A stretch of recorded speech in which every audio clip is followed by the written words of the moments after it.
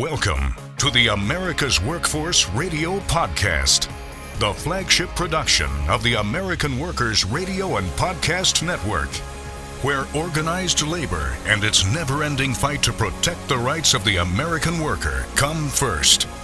Now, presented by LiUNA, Laborers International Union of North America. Here's your host, Ed Flash Ferenc. Touting Biden's pro-worker agenda on the road, how the governor of South Carolina reacted. Today on the show, the latest from the Ohio AFL-CIO and Adam Keller on the Valley Labor Report. Welcome to the Tuesday, February 6th edition of America's Workforce, where we are available on at least 5 platforms. That includes Apple Podcasts, Google Podcasts, iHeartRadio, Spotify, and Pandora. We have 2 guests on the show today. We're going to start things off with Timothy Burga, who is president of the Ohio AFL-CIO. Ohio AFL-CIO.org is their website, and primarily 2 things we're going to delve into.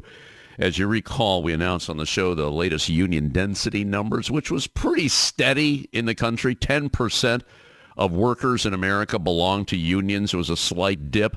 But you have to keep in mind a lot of the organized workers that don't have first contracts, and we saw many of them last year. They are not included in the numbers. And there was a slight dip in the state of Ohio, and Tim's got some comments on that. But we're going to spend a whole lot of time on gerrymandering and what hopes to be a proposed constitutional amendment this coming November. And we've got some good news to share with you. Business leaders. 67 Ohio business leaders got together, wrote a letter, and released it via the Leadership Now Project, a national group of business leaders. And they are standing in support of citizens, not politicians, the group leading the effort to get redistricting reform on the ballot. And Tim is quoted as saying, the fact that labor and business leaders agree gerrymandering is hurting Ohio is just one more example of why Ohioans need to come together from all political spectrums to take the power of map drawing out of the hands of politicians and put it in the hands of citizens. So darn important, so darn important. And you know what? Michigan did this. They had a mission for several years, and they finally came to their senses on it, and as a result, because of that, they got rid of right to work in Michigan. Adam Keller will be joining us later on the show. He is co-host and co-producer of the Valley Labor Report. He's also a member of IATSE Local 900, and he is on the board of Alabama Arise, and we're going to talk about something that he is really proud of. The staff leadership and board of Alabama Arise, which is a nonprofit, just announced the launch of Alabama Arise Workers United, and they're affiliated with the Communication Workers of America, and they are about to engage on obtaining a first contract. They've elected bargaining reps and stewards to negotiate an initial bargaining agreement.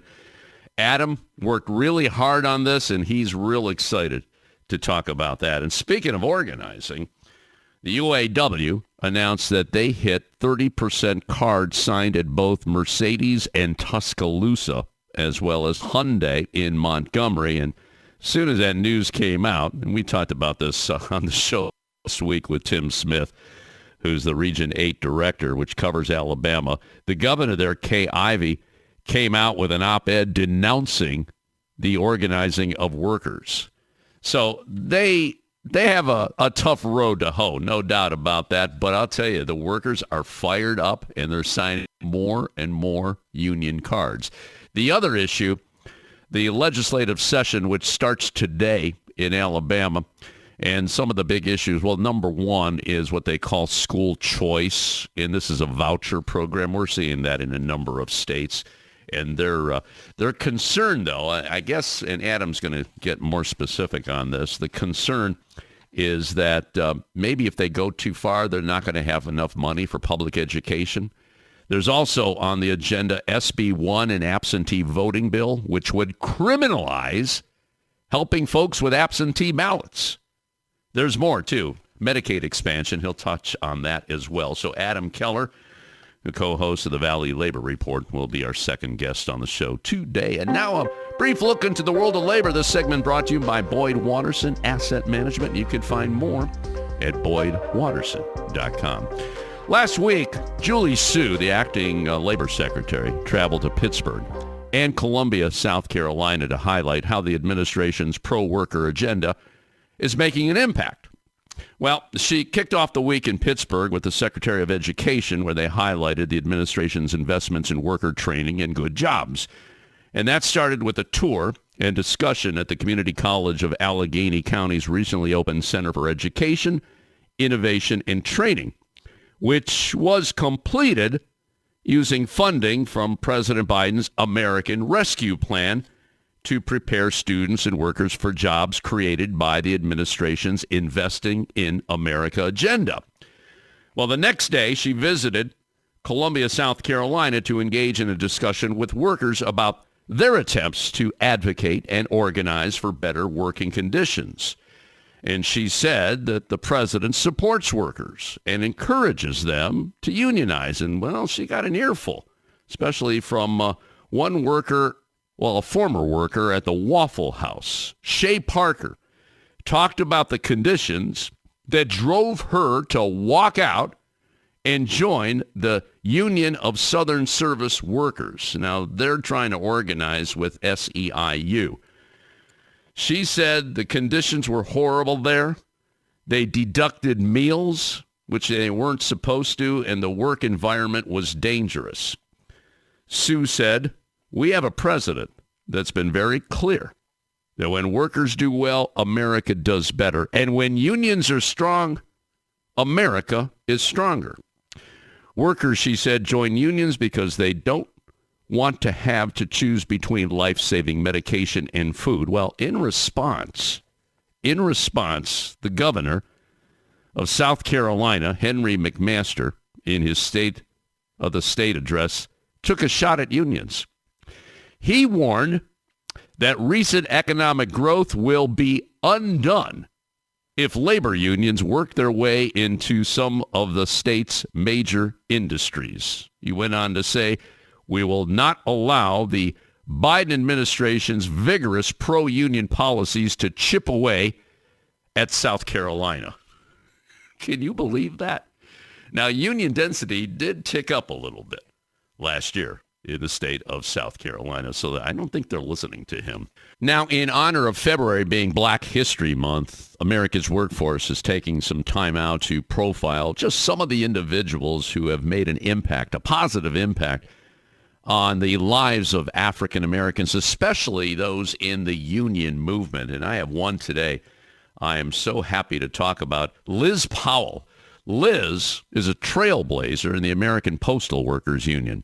After being elected to her first leadership position, which was back in 1979, as president of the Hempstead Local, she became the first woman on the union's national executive board when she was elected Northeast Regional Coordinator. That was in 1989. In 2009, she became the first female executive officer in the history of the union when she was elected Secretary-Treasurer of the National. Her service to the union and to local communities earned her the United Food and Commercial Workers Minority Coalition's Addie Wyatt Award. That came 4 years ago. She also received the 2020 Shirley Chisholm Breakthrough Leader Award in recognition of her contributions to social justice and economic equality. Powell is a role model for women everywhere who seek to lead and make a difference. Celebrating Elizabeth Powell on Black History Month. All right, we're going to take a quick break. Tim Burga on behalf of the Ohio AFL-CIO coming up next. You're listening to America's Workforce with Ed Flash Ferenc.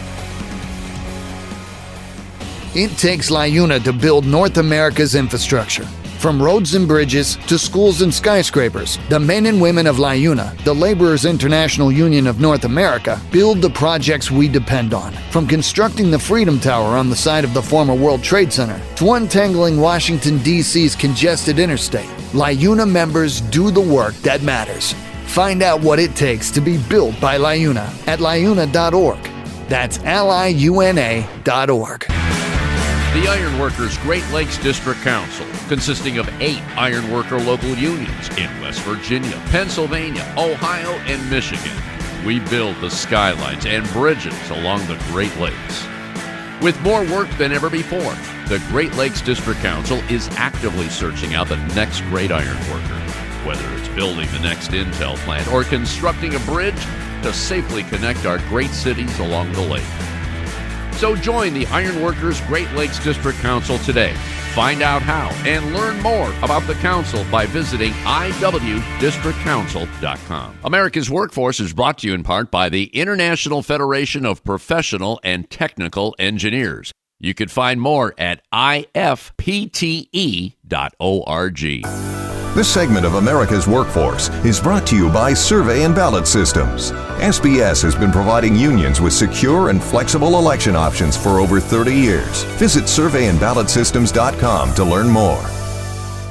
We're the nurses, firefighters, and claims representatives that help keep our government services running. We respond to natural disasters. We care for our nation's veterans, and we investigate discrimination in the workplace. We are federal and D.C. government workers, and we are proud to serve the American people. Working in more than 70 agencies across the government, we know we can fulfill our mission because our union has our back. Learn more at afge.org. Paid for by the American Federation of Government Employees, AFL-CIO. America's Workforce is brought to you in part by the International Brotherhood of Teamsters, where you can find more at teamster.org.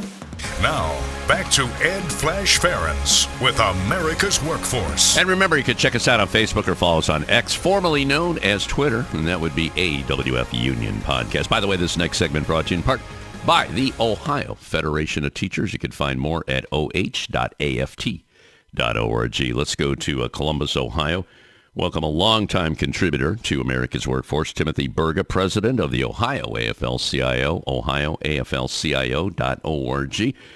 And two things we're going to talk about on the show today: the union density numbers and redistricting to deal with the gerrymandered state that Ohio has become. But first, let's look at those numbers. Tim, welcome back to America's Workforce. And overall, nationally, labor held its own. The figure is 10%.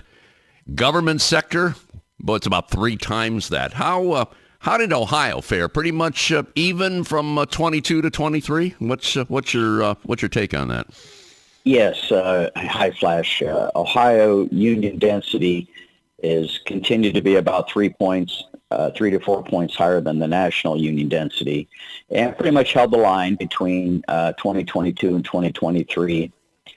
There's a real desire for workers to organize. It's not easy to organize. There's a lot of obstacles that get in the way and employer interference too often.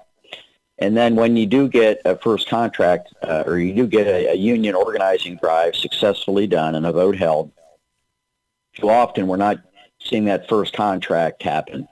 And that's happening here in Ohio. And legislation is needed to expedite the first contract process so the employer just doesn't try to run out the clock and stall the process. So unions remain very popular in society. Actually, it's the highest popularity numbers we've seen since the 1960s. So workers are looking to get together collectively and bargain for wages and health care and pensions and workplace safety. And that trend is going to continue. So I would imagine that we'll see the union density line hold steady or increase here in Ohio going forward.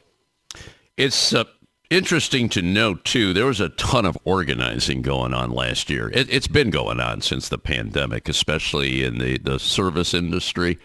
Starbucks, there's Amazon with warehousing. Now, those folks that organize and did not secure a contract, they are not counted in these numbers. Not counted at all. That would really make a difference in those numbers. So obviously we wish them luck in trying to get that contract, which is not an easy thing.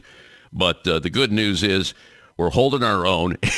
And even the one that was surprising me, Tim, South Carolina. South Carolina used to be 1.7% union density. and they bumped over 2. I think they're like 2.3. So there's some organizing going, especially in the South by our brothers and sisters. So it's definitely a trend to watch down there. Let's switch gears here, because I know there's an issue that you and I have discussed, and it's about gerrymandering here. And once again, the politicians are not listening to the people that elected them. And you and I have had many conversations over the years about what happened in, 2015, 2017, where they tried to change the system. And apparently the problem is you've got those in power in control. Now we have a proposed constitutional amendment here that now has the support of business leaders. Talk to me about that. This is pretty exciting. Well, when the politicians who are designing and implementing the legislative maps are the people that are running in those districts, and they ignore bipartisan Ohio Supreme Court rulings 7 times, which is what's happened here over the last couple of years, there's a serious problem that needs fixed. So the Ohio AFL-CIO and organized labor is out there trying to getting signatures to place an issue on the ballot for this November's general election to take the map drawing process for our state legislative and congressional districts out of the hands of the politicians and put it in an independent commission. And what you'll see with that is we'll start to see more moderation and less extremism, and we'll see more cooperation and less chaos should we get this system in place. And I'm confident we're going to get the signatures to place it on the ballot. And I'm confident once Ohioans go to the polls and vote in November, they're going to see that it's not a healthy system where the politicians who are in office are establishing the maps in the districts for which they want to run in. And a perfect example of that is maybe my congressional district, the 12th congressional district. I live in Westerville, Ohio, just north of Columbus, northern Franklin County, southern Delaware County. My district goes all the way northeast, just south of Canton, all the way down south, Flash, to the Ohio River, just near Parkersburg, West Virginia. Now, it takes a lot of doing to come up with a map like that, and you have to ask yourself, why are they doing that? And the parties in power that control the maps are doing that so they can stay in power, and it's creating a lot of extremism, a lot of things that Ohioans flat out reject.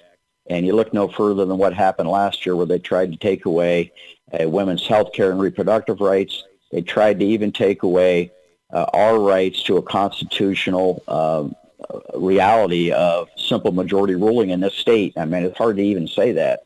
And the voters stood up and said no. And I think the voters are going to stand up and say no again to this gerrymandering. And we're asking all your listeners, Flash, to sign a petition in your neighborhood to get this on the ballot. Now, when is the deadline to get this on the ballot? And probably you can give some advice to our listeners right now. If they want to sign this petition, is there a website they can go to or contact somebody in their neighborhood? What do we know about that? Yes, you can go to unionstrongohio.com and learn more about how to sign a petition. But our local AFL-CIOs, our central labor councils around the state, have petition booklets, and they're circulating them. We're in Akron, Canton, Cleveland, Youngstown, Lorain, all over the state. So, check in with your local AFL-CIO, your central labor council. Go to unionstrongohio.com. Learn more about how you can get sign one of these petitions. And you're going to be hearing a lot more about it as the weather warms up, and the petitioners will be out there. We need to get a certain amount of signatures. It's not an easy threshold, somewhere around the deadline of July 4th. So we're off to a good start, and we need all your listeners to take part in this. Absolutely. Well, it's appropriate that the deadline is on Independence Day, because that's what we're shooting for here. Unionstrong.com. Unionstrong.com for those of you listening. Unionstrongohio.com. Oh, I'm sorry. Unionstrongohio.com. Thank you. Unionstrongohio.com. Okay, I want to get back to this letter from 67 Ohio business leaders. How did that materialize? I mean, was this something that the Ohio AFL-CIO reached out on? I mean, give me the backstory on this one, Tim. Well, as we see more and more extremism and chaos in our state legislative and even our congressional delegations, business leaders know that's not good for their business. So we saw a coming together last year from people on all political party views, business and labor come together to say, trying to take away our majority rule rights, trying to take away women's right to health care and reproductive freedoms is wrong. It's bad for business. So you're seeing this outgrowth of business leaders throughout the state who are saying enough is enough. Let's simply take the map drawing process out of the legislators' hands, out of the politicians' hands, and put it in an independent commission with all sorts of rules governing and resolution for disputes that would be binding and final. And so we're going to see more of that. We're going to see Ohioans from all walks of life, those in the urban core, rural, suburban, different occupations and vocations, come across and come around to say, this isn't a healthy system that we have here in Ohio, and we need to bring some moderation to it. We need to bring some cooperation, and we've got to end this situation where who's ever the most extreme runs in our primary elections, and then they tend to win those, right, whether Democrat or Republican, and then the general election is pretty much a foregone conclusion because all the competition's in the primary. So it's a bad system. It's gerrymandered. It's rigged for the party in power.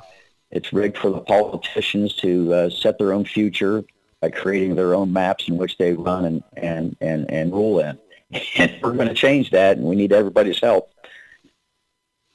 We should point out, too, that this idea came from a Republican that would be Maureen O'Connor, who was the swing vote on the Ohio Supreme Court. She was termed out, or aged out, I should say. She said that when she retired, this is the first thing she's going to do because she didn't like the way the situation was in the state of Ohio. And the way this will pan out, should it become law in the state of Ohio, there'd be 5 Republicans, 5 Democrats, and 5 independents. So you got 15 people on this commission, citizens, not politicians. All right, good stuff here. All right, anything new in the legislature? That's Senate Bill 83, which would deal with higher education. I know you and I have talked about that. Any movement on that right now, Tim? No, it's still sitting there in the General Assembly where it should remain. It's a flawed bill. The Ohio General Assembly during this 2-year session has been the least active legislative session in decades, which, I hate to say this, but that's probably a good thing given their track record of late. So, it's been pretty slow there. The legislature's been really focused on overturning the governor's executive orders and wishes on certain legislation, overturning his vetoes. So it's been pretty slow, but, we're continuing to say let's focus not on all those extreme issues.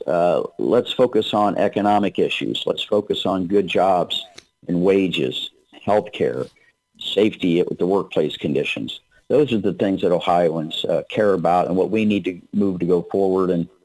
And hopefully we can get back to that if we can get these districts aligned in a way in which they're competitive again. Gotcha. Tim Burga, president of the Ohio AFL-CIO. For complete updates, ohioaflcio.org. And that website, too, dealing with the gerrymandering situation, unionstrongohio.com, unionstrongohio.com. Okay, great job, buddy. You take care. We'll talk to you next month, okay? Okay, thanks for having me. All right, we're going to take a quick break. Adam Keller is the co-host and co-producer of the Valley Labor Report. Got a lot of news to share with us, and he's coming up next. This is America's Workforce. It takes LiUNA to power North America with affordable energy. The men and women of LiUNA, the Laborers International Union of North America, have the skills needed to build and maintain oil, natural gas, nuclear, solar, and wind projects that are shaping America's energy future. From new energy tech to retrofitted facilities, LiUNA members do it all. Find out what it takes to be powered by LiUNA at LiUNA.org. That's LiUNA.org. The Alliance for American Manufacturing is a nonprofit, nonpartisan partnership formed back in 2007 by some of America's leading manufacturers and the United Steelworkers. Their mission is simple: strengthen American manufacturing and create new private sector jobs through smart public policies. Key word there is smart. We need to be smarter than ever in today's highly competitive world. The Alliance for American Manufacturing believes that an innovative and growing manufacturing base is vital to America's economic and national security, as well as providing good jobs for future generations. Good jobs today, good jobs tomorrow. Good American jobs. Find out more at americanmanufacturing.org. America's Workforce is brought to you in part by the Communication Workers of America. You can find more at cwa-union.org. America's Workforce Radio is sponsored in part by the International Union of Painters and Allied Trades, District Council 6, representing painters, glazers, drywall finishers, and sign and display industry workers. They remind you that belonging to a union is your right as an American. The Heat and Frost Insulators and Allied Workers are proud to be a title sponsor for America's Workforce Radio. The Insulators Union is leading the way in the mechanical insulation industry, fire stopping, and infectious disease control. Regarded as North America's energy conservation specialists, these professionals are known for their professional work and dedication. You can learn more about the Insulators Union at insulators.org. America's Workforce is brought to you in part by the United Steelworkers. You can find more at usw.org. America's Workforce is sponsored in part by Boyd Watterson Asset Management, LLC. Find out more about our investment solutions tailored to meet the needs of Taft-Hartley funds at boydwatterson.com. America's Workforce is brought to you in part by the United Auto Workers. Find more at uaw.org. Now, back to America's Workforce. Here's Ed Flash Ferenc. And remember, you can check us out on at least 5 platforms. That includes Apple Podcasts, Google Podcasts, iHeartRadio, Spotify, and Pandora. And when you get an opportunity, just sign up and receive our shows on a regular basis and give us a rating. We always appreciate those 5-star ratings.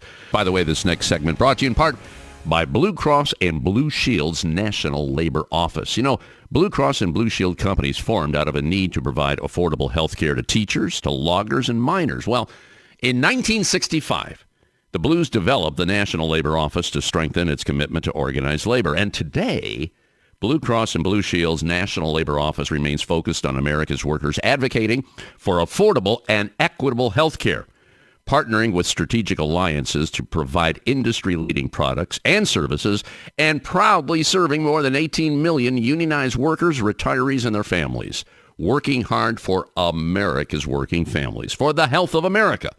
You can learn more by following them at Blue Labor on LinkedIn, and X, formerly known as Twitter, is their website. Let's go south right now to the state of Alabama. Joining us on line number 2 is Mr. Adam Keller. No stranger to America's Workforce. He is a co-host and co-producer of the Valley Labor Report. Do check him out. TVLR-FM is their website, TVLR-FM. And Adam has some good news to report. Organizing in Alabama. Alabama Rise. Adam, welcome back to the show. Talk to me about what's happening there. Hey, brother. It's always great to be on America's Workforce. And, yeah, it's great to have some good news. Your longtime listeners will know that I'm a union stagehand with IATSE, Local 900 up in Huntsville. But back in August, I started with Alabama Rise. And, you know, we've talked on the show about it. You've had a colleague of mine from Arise on the show as well. We're a nonprofit coalition of about 150 groups along with grassroots individuals. And we fight for public policy that's going to uplift folks in poverty here in Alabama. And I'm a community organizer there. I started in August, and pretty quickly some colleagues bent my ear and were like, hey, Adam, you're the most union guy we know. We've been thinking about unions for a while. You know, are you interested in organizing here? And, of course I was. You know, music to my ears, right? And so we got an organizing committee together, one person from every department, started having weekly, Zoom calls every Sunday night and just strategizing and signing one-on-ones, and we did it. We organized over a few months as a quick campaign. There's 14 of us, and in November we held our signing party. All 14 staff members not only signed their authorization but also joined the union. And being a progressive nonprofit that truly practices what it preaches, we have had nothing but a good collaborative relationship with our leadership. We got voluntary recognition.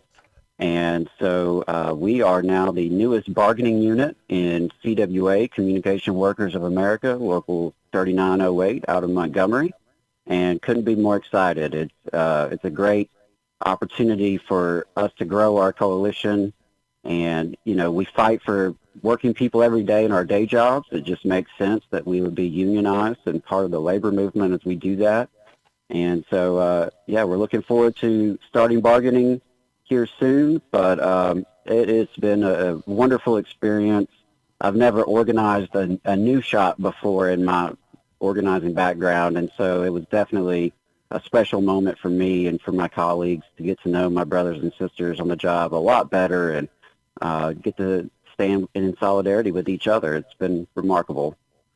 Well, congratulations. I'll tell you, that hard work paid off. And we should point out, too, that Alabama Rise, and Adam touched on this briefly, it's a statewide member-led organization advancing public policies to improve, key word is to improve, the lives of people in Alabama who are marginalized by poverty. And that's a big group here. And we've got to do a shout-out here. CWA, national sponsors of America's Workforce, this would be... They're affiliated with CWA Local 3908. Now, you mentioned getting a contract here. Has any of that started? And maybe you could touch on some of the issues. I'm sure wages are part of that. Can you share anything with us right now, Adam? Sure, yeah. Right now we're gathering bargaining input from all of our members and getting some good feedback from everybody, doing some brainstorming on what we would like to see. The good news is, this is a campaign where everybody was pretty happy, right? It was more the principle of the matter and locking in what we like into a contract and ensuring that stability moving forward. So it's looking like it's going to be a really positive, collaborative process. Of course, we've got different issues that we want to address. Certainly, wages are always a concern when you're in the nonprofit sector, but also time, leave policies, just getting some things hammered out. We're really looking forward to that. It's been great to get the feedback from members, and I think that is so important that everybody contributes their feedback in the bargaining process. I know every union does bargaining a little differently.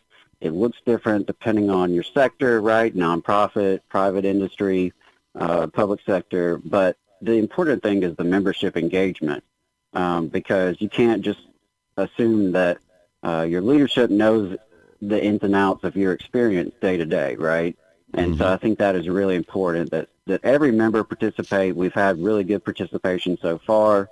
We're doing our bargaining unit meetings. Our organizing committee is continuing. We actually grew our organizing committee in this new phase of the campaign, just to be a little bit even more active, right, in getting at that engagement and ensuring everybody's involved. So it's really been a great process, and that's something that I would encourage all workers to, regardless of your job, regardless of how your union bargains, make sure your voice is heard. Make sure that you give that input. However your system works, definitely participate, because that is how you strengthen your voice at the table.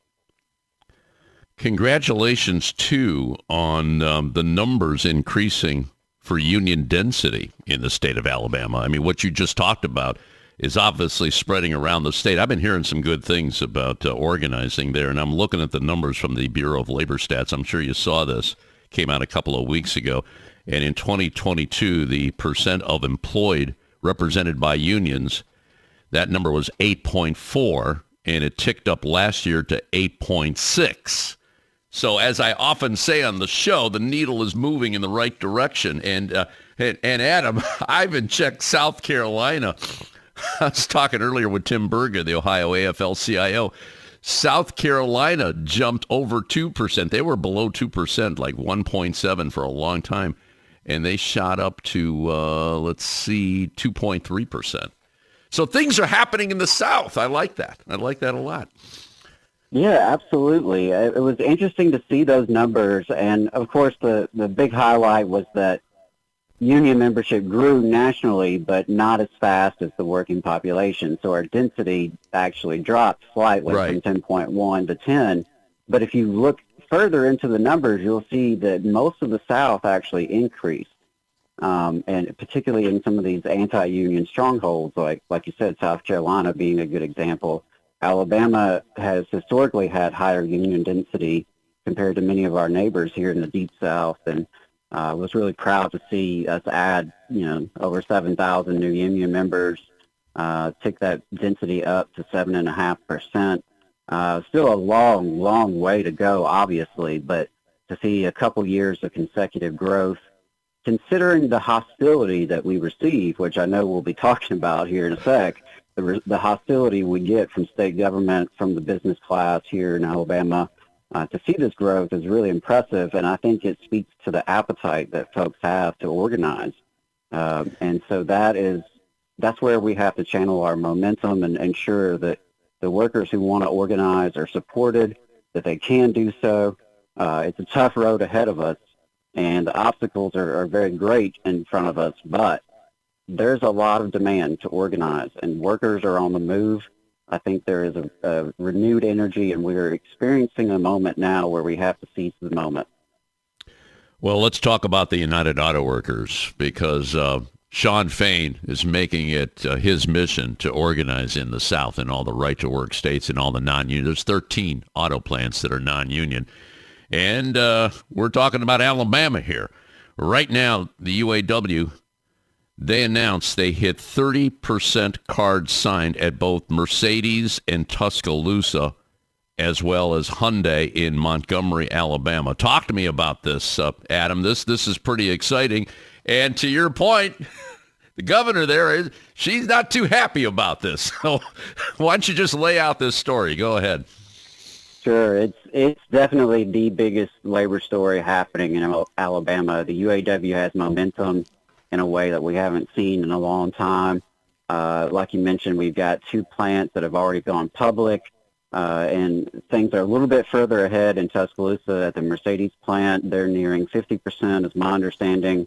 And the interesting thing there is that despite the opposition, it continues to grow. And the more cards are signed, well, the more people get involved and the more cards keep flowing in, right? And so it's just been exciting to see the progress.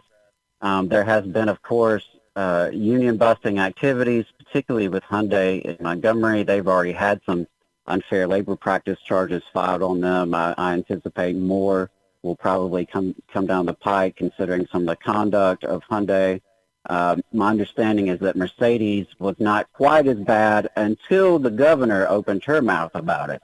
And Governor Kay Ivey put an op-ed out across the media in Alabama and even on state government websites, and lambasted the workers for organizing. And she said they were highly skilled and highly paid, and accused the UAW of being an out-of-state special interest, which, is pretty hilarious considering you're defending Mercedes and Hyundai, which last I checked weren't even in the United States, much less Alabama.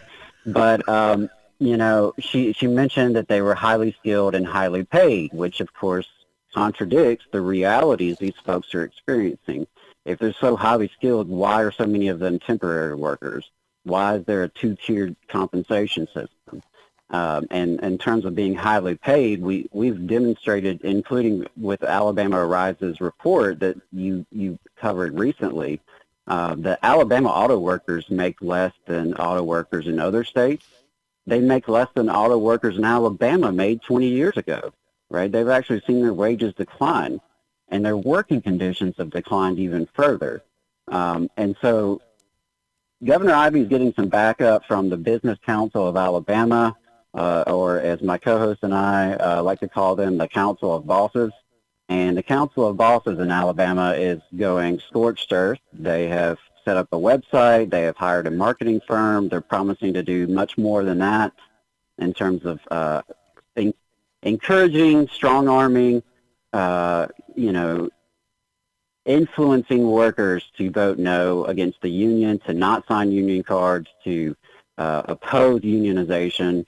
And, it's really interesting because what we're hearing from workers down there is, hey, when's the last time Governor Ivey or, the CEO of the Business Council, when's the last time they worked on the floor of an auto plant? What do they really know about that life and the injuries that take place so frequently, particularly in Alabama, which has higher injury rates in auto plants than in other states, right, which tracks with our broader economy. And that's something that ultimately Governor Ivey and the Business Council of Alabama are defending, a broken status quo that just ain't working for most working people here. We rank at or near the bottom of everything good and at the top of everything bad. We are one of the worst places in the developed world to be a working class person. When it comes to your quality of life, your risk of injury on the job, the way you're treated on the job, the way you're compensated on the job, and so I think it's going to backfire, honestly. I think it's going to backfire, this all-out offensive, because it's really revealing whose side they're on. We had a good conversation with Tim Smith last week, and that's archived on awfpodcast.com, and he's the director of Region 8, which covers all the southern states over there. And he's, to respond to Ivey, he said, you know what, they're coming to us. It's not like we're going there. They want to go union because of the stuff you just ran down here, Adam. I mean, they're doing their job. And obviously, if they can get all these plants, they would double their membership. It would be great for the UAW. It would be great for the country because when you make more money, you spend more money in the community, things go up. And especially when it comes to manufacturing, because there's 4 or 5 jobs connected to manufacturing. So we'll definitely stay on this, and I appreciate what you're doing over there to keep this moving. Adam Keller joining us on our live line today. He's co-host, co-producer of the Valley Labor Report, also a member of IATSE Local 900 and a member of Alabama Arise, just recently organized with the CWA. That would be Local 3908. We're going to take a quick break. We're going to talk about the legislature right after this. Once again, you're listening to America's Workforce. This is America's Workforce. More shows available at awfradio.com. It takes LiUNA to keep America running. Over 70,000 public employees are part of LiUNA, the Laborers International Union of North America, delivering critical services such as healthcare and emergency response, as well as maintaining roads and sanitation systems. Even the National Postal Mail Handlers Union, representing over 47,000 U.S. postal workers, is affiliated with LiUNA. Find out what it takes for LiUNA to keep America running at LiUNA.org. That's LiUNA.org. Attention members of the Heat and Frost Insulators Union who are interested in traveling. Central Ohio has more construction projects on the books than anywhere in the U.S. Mega projects, large and medium-sized jobs are creating more work than our local 50 brothers and sisters can handle. Projects like Intel, the Honda LG battery plant, and multiple data centers for Facebook, Google, and Amazon offer union wages, overtime, and exciting incentives. Local 50 is seeking union travelers to meet the needs of its signatory contractors who can put you to work immediately.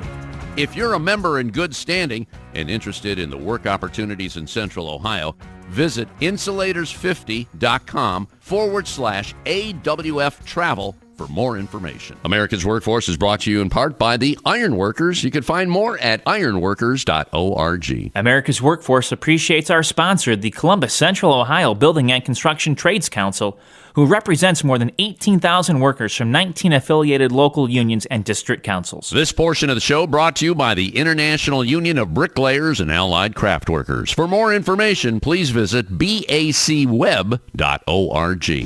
There is unity and strength for workers. We are the USW. We are the USW. The United Steelworkers. The largest industrial union in North America. We represent 850,000 members in the U.S., Canada, and the Caribbean. We work in metals, rubber, chemicals, paper, oil refining, atomic energy, and the service sector. We are steelworkers, standing strong and fighting for what's right. America's Workforce is presented by the Laborers International Union of North America. Feel the power right now at LiUNA.org. Now, back to Ed Flash Ferenc with America's Workforce. And remember, you can check us out on Facebook or follow us on X, formerly known as Twitter. That would be AWF Union Podcast. Let's go back to our live line. Rejoin Adam Keller of the Valley Labor Report. TVLR-FM is the website, and Adam is the co-host and co-producer of the Valley Labor Report, and also an observer of the legislature in the state of Alabama. And I was reading over some of the notes here about the battle over education. It's very similar to what's happening here in the state of Ohio, where you got some people, a lot of them, as a matter of fact, that are really, really into this school choice thing. And it's at the expense of public education. And I guess the next session, is it starting today? Maybe you can give us a rundown of what we can expect in the legislature there, Adam. Go ahead. Yes, sir. It does start today, February 6th, and we always hold our breath when the Alabama legislators gather in Montgomery because we just never know what shenanigans they're going to get up to. And it's important that we talk to each other, folks from other states, right? Because you mentioned just now that Ohio is experiencing these battles over the school choice scam, and it's unfortunate that so many of these battles are really being fought nationwide in state houses all over the country. And so it is important that we talk to each other, we find out what's happening, because a lot of the same bills are being written by a lot of the same folks. They're being pushed by a lot of the same special interests. So the more we talk and collaborate, the better.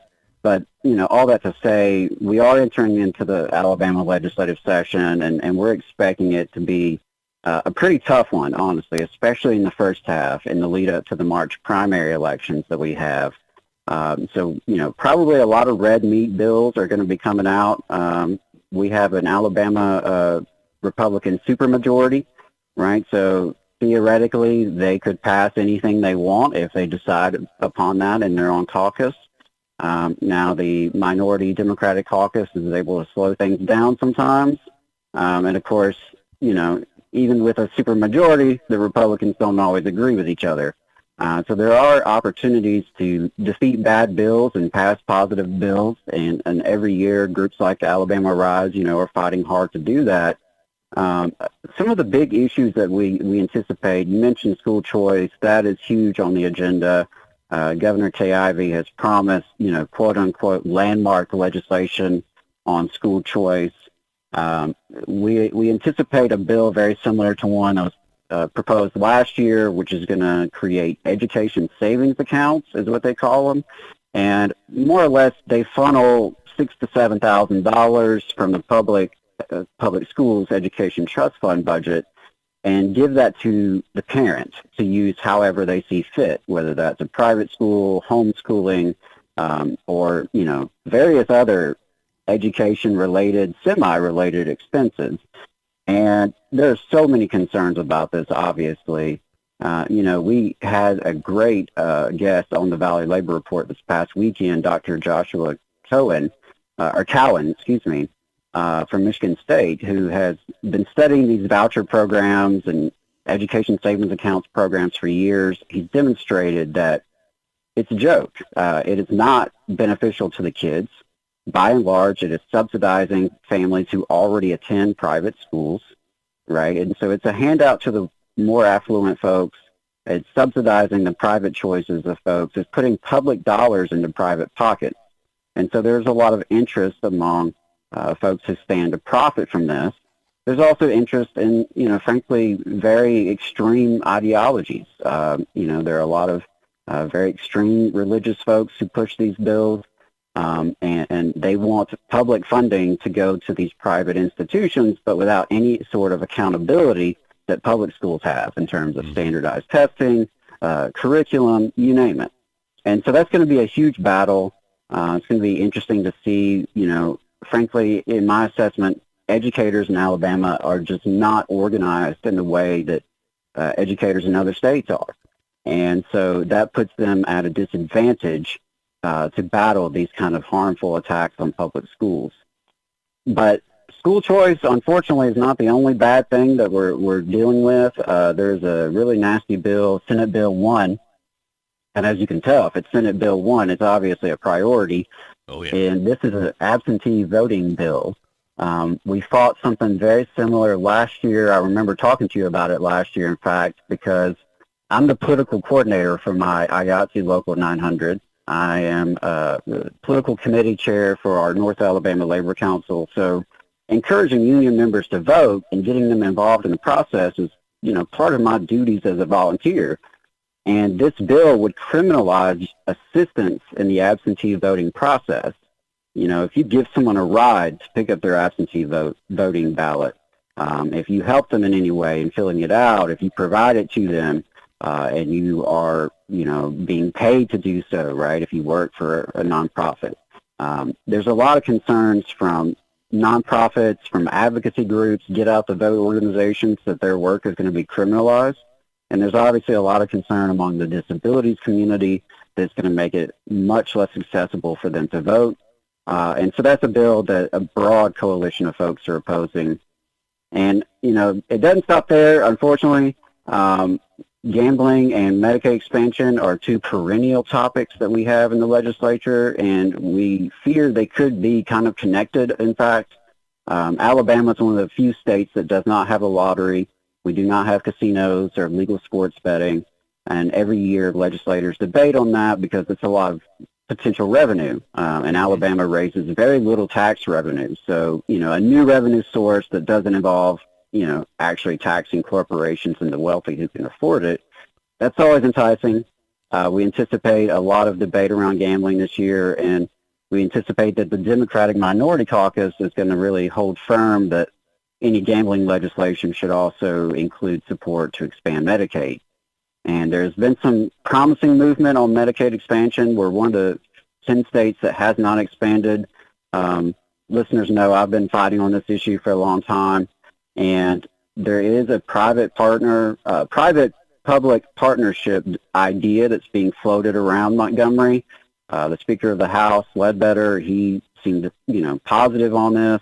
So we're not sure all the details. We're not sure if this is going to match up to straight-up Medicaid expansion or be as good as that. But there at least seems to be more openness now than there has been over recent years. So stay tuned. It's going to be a busy legislative session. Hopefully one where we can make some progress, get some things done for working people in Alabama, but we're also going to be playing a lot of defense and trying to defeat some bad bills. Just to go back into history here, the Medicaid expansion, that happened under the Affordable Care Act, and that was a reaction by many states against Obama, and they didn't want that money. And sadly, the stats bear this out. In the states that expanded Medicaid, you got people living longer and healthier lives. It's so sad that the politics have to enter into this. And did I hear you correctly? You're one of 10 states that did not expand Medicaid. Is that right? That's right. Yeah. And you're exactly right. I mean, hundreds of thousands of Alabamians would gain health care, right? That would help them stay in the workforce, stay healthy. It would create thousands and thousands of jobs. It would grow our economy. I mean, it's really a no-brainer. And There's polling in Alabama that shows that a vast majority of Republicans even support it. And so I do think that the politics, it being connected to Barack Obama, I think race plays a huge factor. It's no coincidence that it's, typically southern states that have not expanded. And I believe that race certainly plays a role there as well. But it is unfortunate because it would help uplift working people, people who are on the margins, people who make, too much to qualify for Medicaid that is super strict here in Alabama, but they don't make enough to actually afford private health care. And so it could really uplift the state and grow our healthcare network. So many of our rural hospitals are on the verge of closure. This would be an instant boost to them. So again, it's a no-brainer. It is a no-brainer. It is way past time that we do this in Alabama and really help everyone. Do the right thing. Adam, what a great discussion today. You got a lot on your plate here, and we're going to stay in touch with you on all these issues and more, especially that one that would criminalize helping folks with absentee ballots. We should be doing everything to help people vote, not the opposite. Ay, ay, ay. Adam Keller, co-host, co-producer of the Valley Labor Report, TVLR-FM. You take care, brother. We'll talk to you down the road, okay? All right. Thanks as always. Love and solidarity from Alabama, y'all. All right, that'll be it for another edition of America's Workforce. Coming up tomorrow, the Blue-Green Alliance and the Iron Workers. Until then, all of you have a safe and wonderful day. That concludes another episode of the America's Workforce Radio Podcast. Thanks for listening, and be sure to subscribe so you never miss a show. America's Workforce is a production of Labor Tools and BMA Media Group. Find out more information online at labortools.com.